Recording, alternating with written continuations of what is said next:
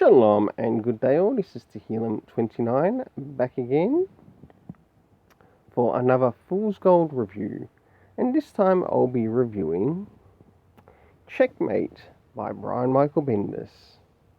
So, to those who don't know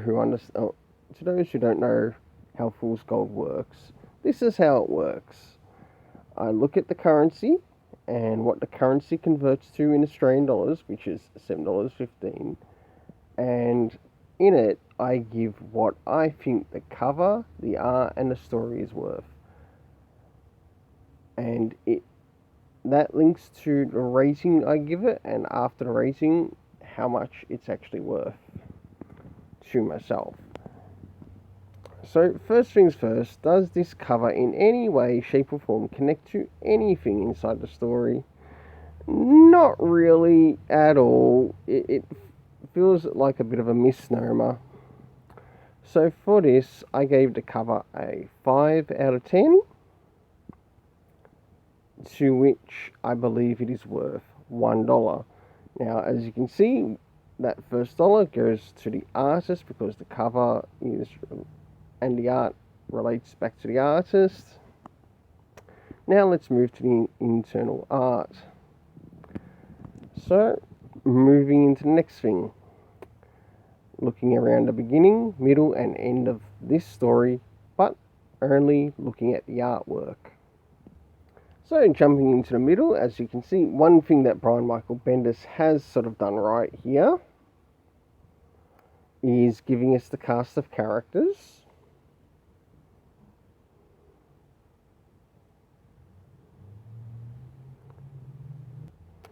Jumping into the middle, where we actually do get a location. Again, that is a good thing, but how will it fit for the overall story? Especially if an element is missing.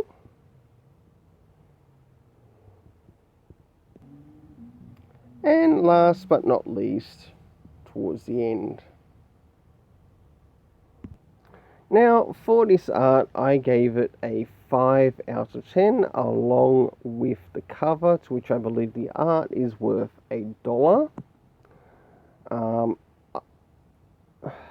Alex Maleev's art has really dropped after issue 3, and it's really disappointing to see that, and it's consistently dropping, and it doesn't really work good with the story. I understand things are somewhat getting darker, but it's not helping the story or selling the story. So, for the art, I gave it a 5 out of 10, to which I believe it is worth $1. So that brings it up to $2 for the artist. But what about the story? Now, as you know, there are certain things that I personally enjoy in my storytelling. Starting off with the first things first. How did Brian Michael Bendis go with giving us any comic references? None at all. What about time, to give us a time of day when some of these events are taking place? None of all. None at all. What about locations? Well, we did get the Checkmate hideout. We also got Markovia and the Hall of Justice in the locations. And we also got the area of Thailand, which I thought was an interesting place for the group of Checkmate to end up in. So, in other words, we're looking at around Southeast Asia to where some of Leviathan's work is happening. With the cast of characters, we had Robin, Question, Manhunter, Bones, Green Arrow, Talia, Leonardo, who we are told to be, the supposed brother of Lois Lane. Yeah, get rid of that shit. She was better as a only child.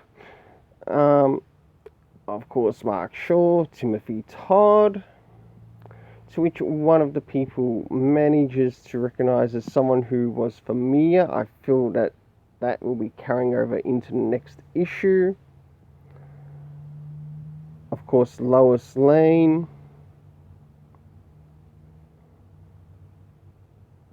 And I think that's all. I think I missed someone, but I'm not too sure about it. So for the story, because there were some missing elements in regards to the comic references and time, that dropped the story points quite a lot. So 7 points lost in that. If you want to read some good Brian Michael Bendis, go pick up his Powers run. Or better yet, go pick up Torso. I recommend Torso. Pick up Torso. To which I gave the story a rating of 3 out of 10. To which I believe the story is worth 50 cents Australian. Giving an overall total of $2.50 Australian. Until then, please don't forget to hit the like, share, subscribe, hit the notification bell. Let's keep it colourful and have yourself an awesome day.